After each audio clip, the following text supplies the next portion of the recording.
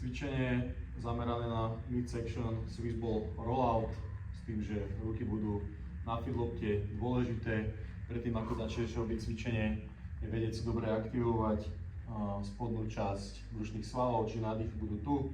Chcem si rozťahovať prsty tými brušnými svalmi. Teraz tam sa na feedloptu, zadok približne v úrovni ramena odtlačam od feedlopty, stále tlačím do feedlopty, jemne prehnutý v spodnom chrbte, spevnený kór, pomalé opakovania. Spravíš toľko opakovaní, aby si cítil efektívne zapojenie brušných svalov, jemné pálenie.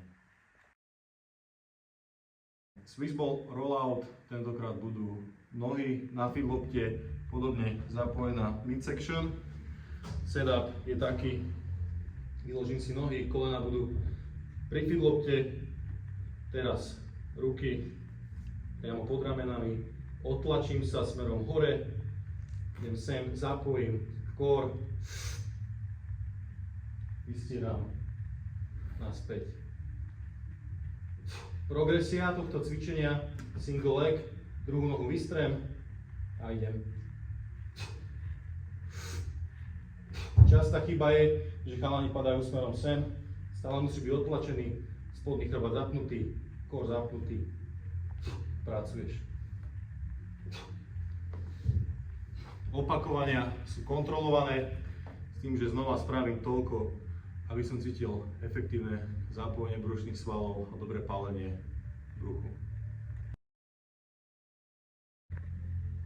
Cvičenie zamerané na posilnenie brušných svalov v predĺženej pozícii, Swiss ball crunches.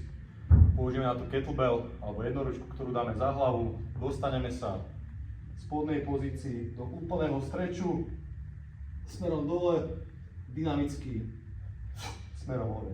Znova streč, natiahnem, dynamicky smerom hore. Opakovaní znova 1-2 v rezerve, dobre zapojená, hlavne tá vrchná pozícia, alebo teda vrchná časť brušných svalov.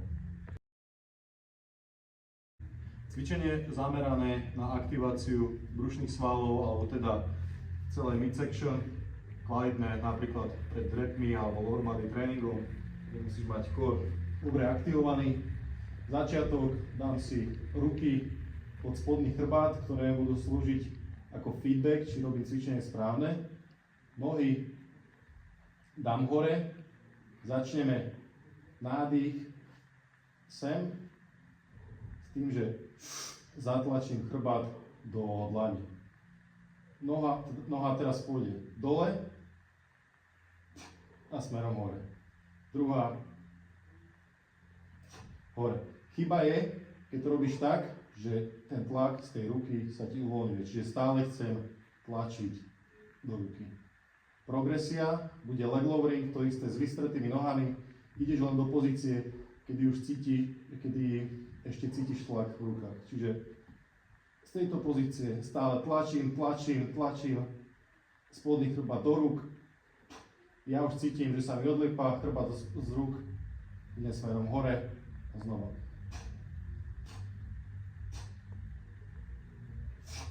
Pomaly, kontrolovane.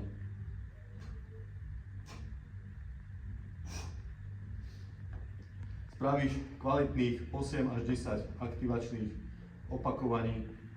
V prvom prípade na jednu, na druhú stranu leg lowering dokopy 8 až 10 opakovaní. Cvičenie zamerané na antirotáciu brušných svalov. Pôjdem do zníženého postavenia, gumičku natiahnem až tam, aby som cítil napätie, ktoré udržím maximálne 8 až 10 sekúnd. Držím. Uvoľníš a pôjdeš druhá strana. Samozrejme, táto guma je ľahšia.